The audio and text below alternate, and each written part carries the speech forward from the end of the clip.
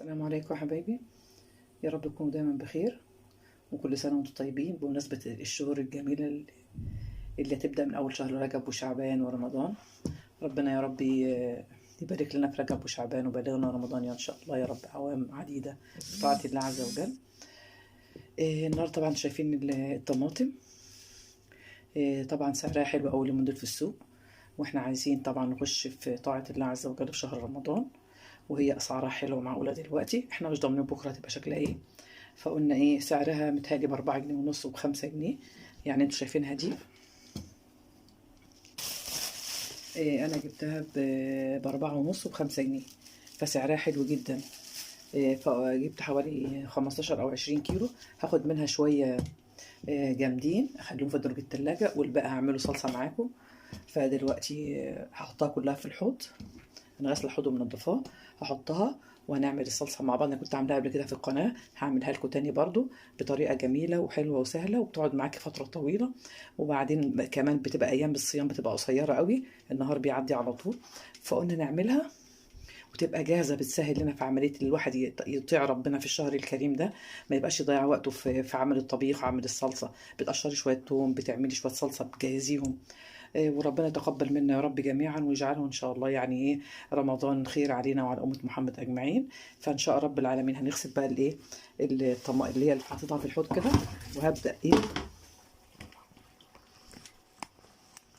انا حاططها كلها في الحوض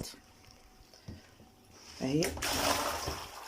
انا كنت نعرف ميه على اساس تنزل ايه لو فيها طينه وفيها اي حاجه.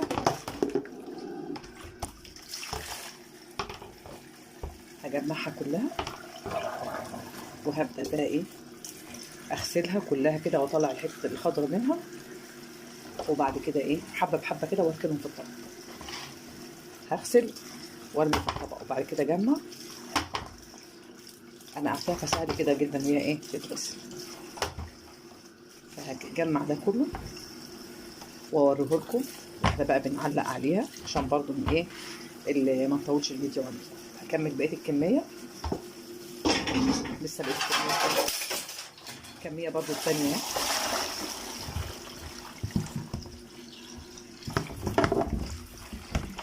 فهي طبعا رخيصه حلوه جدا اليومين دول، ساعات بتوصل معانا ل15 وال20 والكلام ده كله. فالحقي بقى وايه وهاتي حبه طماطم كده وخدهم، لان طبعا كل الاكلات معتمده على الطماطم، سواء في سلطه سواء في طبيخ سواء في اي حاجه. الطماطم دي حاجه اساسيه بالنسبه للايه بالنسبه للاكل بتاعنا. فهي سعرها معقول، فحاولي تجيبي لك شويه طماطم 5 كيلو حسب امكانياتك، هاتيهم واعمليهم صلصه وخليهم عندك في البيت، وده بيسهل عليك كتير اثناء ايه الشهر الكريم. فهكمل بقيه الكميه وبعد كده ايه كده حبايبي. خلاص انا غسلت الكميه كلها اهوت. دي هخليها في التلاجة وسيبها حتى بالعنقود اللي هو الاخضر بتاعها ده، على اساس ان انا ايه دي هعمل منها سلطات. دي خليها عندي كده. وبقيه الكميه دول حوالي 5 كيلو او 6 كيلو محطوطين في الطبق ده، وده حوالي 15 كيلو. فانا هسيبهم كده لان الحلتين اللي عندي مش كبار قوي، فهحطهم في الحلتين على قد الايه التسويه على البوتاجاز. وبعد كده ايه اوريه لكم واحنا ايه بنعمل بقى الخطوات اللي جايه. كده حبايبي حطيت حلتين بقى على البوتاجاز اهو من اكبر حله العلب دي، والحله التانيه برضو اهي.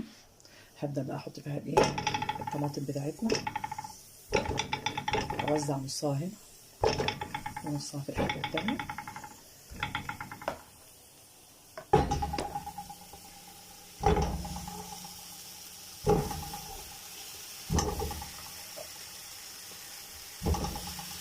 وهنحط ايه بقى معانا، اوريكم هنحط ايه واحنا شغالين كده.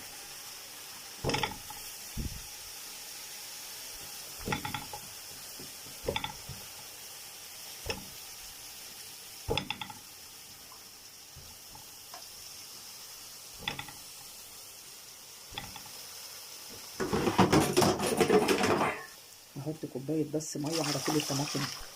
الحله التانيه نفس الشكل احط عليها كوبايه ميه.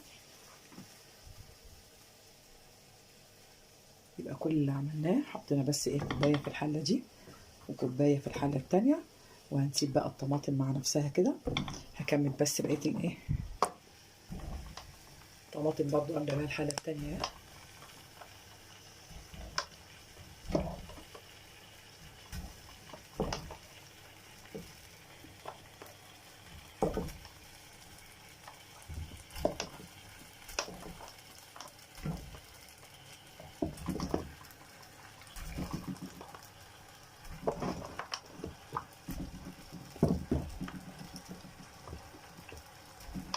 ده هيعوز برضو كمان حبه كمان، بس انا هحاول كده ان شاء الله. هم هيخسوا حالا بعد ما يبداوا ايه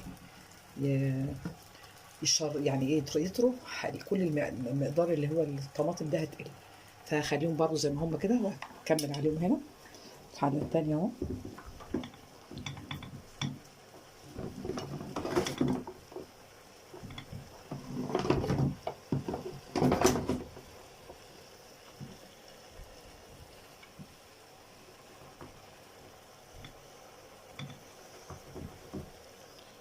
هكمل بقيه الكميه كلها في الحله وارجع كده يا حبايبي. حطيت كل الطماطم اهي، ما حطيتش عليها اي اضافات، ما حطيتلهاش اي حاجه، بس هغطيها واخليها مع نفسها بقى كده اهو. بعد كده هشوف برضو التانية اهو نفس الشكل، هسيبها متغطيه اهي. بدات تقل شويه اهي، انا كنت مكبسه الحله، هتبدا بقى نغطيها كده ونسيبها مع نفسها اهي. وبرضو نتابع فيها عشان برضو ما تتحرقش. كده الحلتين على البوتاجاز اهو، هنسيبهم شويه كده بقى لحد ما تبدا ايه قشره الطماطمايه دي تكون ايه مهريه. هنسيب واوريها لكم ايه الخطوه اللي جايه. كده شايفين الطماطم يا حبايبي اهي، سايبينها اهي زي ما هي. الكميه بتاعت الميه ضعفت ازاي عشان بدات الطماطم تبدا تستوي اهي. احنا هنسيبها كده اهو اهي، وهغطي عليها برضو. شو الميه زادت، كان كنت حاطه كوبايه بس عشان الايه الطماطم تبدا إيه تستوي على كوبايه الميه. هغطيها برضو ونشوف التاني. شوف الكميه كانت ماليه الحله ازاي، بص بقت قد ايه اهي. بدات تخس اهي، بدات تفتح اهي الكميه اهي. هغطي عليها برضو كده واسيبها مع نفسها زي ما تاخد من الوقت لحد ما تستوي القشره. ماشي يا حبايبي. لسه هي برضو بتغلي والقشره لسه ماسكه شويه، هسيبها لحد ما القشره بتاعتها تتهري. برضو الحله التانيه نفس الشكل اهي. شايفين الكميه، بص الميه بقت قد ايه من غير ما تحطي ميه ولا حاجه. هي كوبايه الميه اللي حطيناها بس، وهخليها ان شاء الله يعني تنشف واحنا بنسبك الطماطم. مش هنخلي طبعا في الطماطم ميه خالص، فهنخلي بقى كده لحد ما القشره بتاعتنا بتاع الطماطم تحس انها اتهرت خالص. وبعد كده نشوف هنعمل ايه بعد كده. كده الصلصه حبايبي اهي يا دوبك بدات تبرد، خدتها وهبدا بقى الخطوه اللي بعدها نحطها في الخلاط ونضرب حبه بحبه في الخلاط كده. وبص القشره بتاعتها بقت مهريه. عايزه اوريكم الطماطم بص الطماطم القشره بتاعتها بقت مفيش قشر خلاص، استوت اول قشر. اهم شيء تستوي القشره عشان تنزل كل الحاجه اللي فيها الطماطم اللي فيها. فكده بقى تبرد وتهدى تبدأ تضربها في الخلاط. ابدا اشتغل اهو في ضرب الكميه اللي احنا عملناها. هضرب القوطه واوريها لكم بعد الضرب عشان ما اعملكوش بس ازعاج بصوت الخلاط.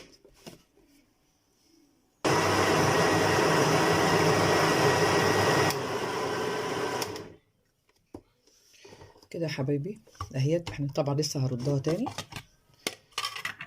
ادي الصلصه زي ما انتوا شايفينها كده. انا لسه هردها تاني بعد ما اضربها. هبدا برضو اديها برضو غلوه تاني على البوتاجاز.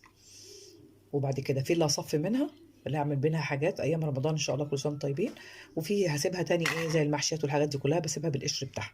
هي ما بتبقاش اساسا بتبقى مهريه ما فيهاش قشر خالص بعد السلق بتاعها ده. هكمل الكميه واوريها لكم. بصوا يا حبايبي لون الصلصه عامل ازاي. عايزه اوريها لكم. اتسبكت اهي. بصوا الشكل الصلصه كده خلاص كده من البخار. طبعا هي مش باينه لكن الحمار بتاعها روعه اهو. السمك بتاعها جميل بسم الله ما شاء الله. دي اللي من غير اللي شايلين القشر بتاعها اهي. تستعملها في حاجات كتيره جدا اهي مع 3 معالق سكر وحته البنجر الجميله اللي بتخلي بص اللون معزز وجميل اهو. خلاص كده يا حبايبي. نشوف بقى الصلصه التانيه برضو اهي. بصوا اللون البخار طبعا مغطي. خليها لما تبرد واوريكم اللون بتاعها عامل ازاي. دي لسه سايباها لسه فيها شويه ميه فسايباها شويه برضو اهيت.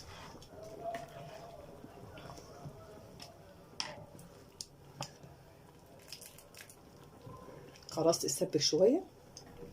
دي حته البنجر. احلى صلصه تعينيها ان شاء الله لشهر رمضان باذن الله.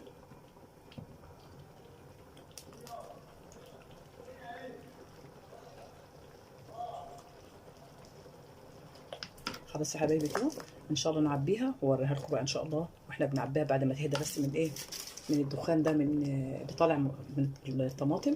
هسيبها كمان شويه، قيمه ربع ساعه كمان كده عشان تشرب بقيه الميه اللي فيها وتنشف شويه، تبقى زيها زي المصلصه بالظبط. واوريها لكم ان شاء الله واحنا بنعبيها وبعد ما تهدى.